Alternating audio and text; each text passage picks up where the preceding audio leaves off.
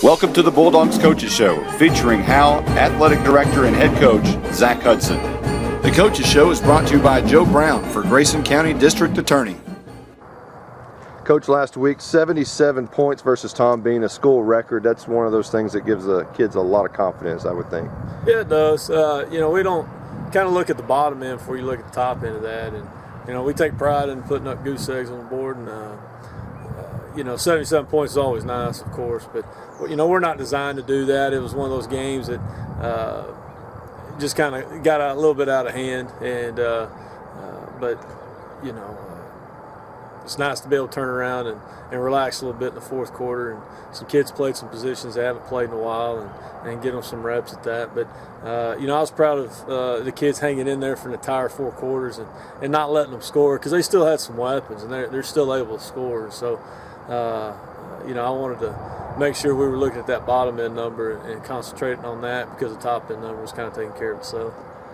Anytime you score that many points, your kicker gets a lot of opportunities on PATs. Honaker sets the PAT record for the school with 11. 13 is the state record. And he has completely turned his game around, I would say, for the first couple of weeks, a little bit shaky, but he seems to be automatic now. It was a little odd the first couple of games. And I think it was more of a timing issue than it was anything. We kind of worked on that in practice and really concentrated on that. And kids have done a good job of adjusting, and it's seemed to fix our issues. So I can't complain. 72 years of Howe Bulldog football, and Tyler Grisham becomes the first ever player to have a kickoff return, a rushing touchdown, and a receiving touchdown in the same game. That seems just pretty much remarkable for a kid. It is, but he's capable of that. He's a great athlete. He's a great young man.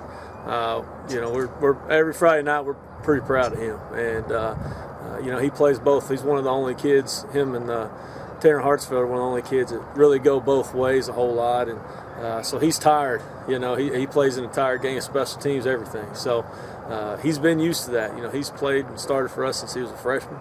And he's kind of coming into his own a little bit now that he's a junior, and that's good to see. But we're very proud of him, and we're glad he's having the success he is. Offensively, you talk about some of the kids may be tired, but that second echelon of running backs, there's no drop off whatsoever. May in fact be an increase in speed. Brett Masters seems to be one of those who's just taking advantage of every opportunity he's getting.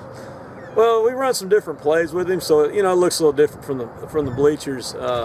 Than we do with Jaden, and we try to run some things that Brent can be successful at, just like we run things for Jaden to be successful at. And they're two different styles of runners, and so it does throw a wrench for opposing teams because Master's pretty low to the ground. He runs real low to the ground. He's got low hips, and so it makes him a little dangerous doing different things than Jaden. Jaden's more of a straight ahead. He's going to hit you in the mouth when I get there. So. It's a different style. It helps us, and the more kids we get on the field, that's more kids we get off also. And we tend to stay fresher than a lot of other teams, and we think that's a secret to a lot of the success we're having right now. We're going to take a quick time out and let Grayson County District Attorney Joe Brown tell you about his upcoming campaign. It's a great place to live, and it's a place I want to make better. We have a theater here, we have a symphony, we have all of the amenities that make this a great place to live. How do we continue to progress as a community while still holding on to those conservative values that we grew up with? And it's a question that I ask myself. After 15 years in office, it's not just a job, it can't be. Megan and I have decided to raise our kids here. We're invested in this community. When I think about my older daughter playing sports, or my younger daughter in theater, and think about what their life will be, I want them to have the same great experiences that I did growing up. And I want them to know that their dad did everything that he possibly could to keep this community safe, to make it a great place to grow up. Grayson County is growing. There's no way to deny that. And with that comes the opportunity for progress. Together, we can make sure it's the kind of progress that a community as great as ours deserves. Coach, tonight it's supposed to rain, and this field will look a whole lot different.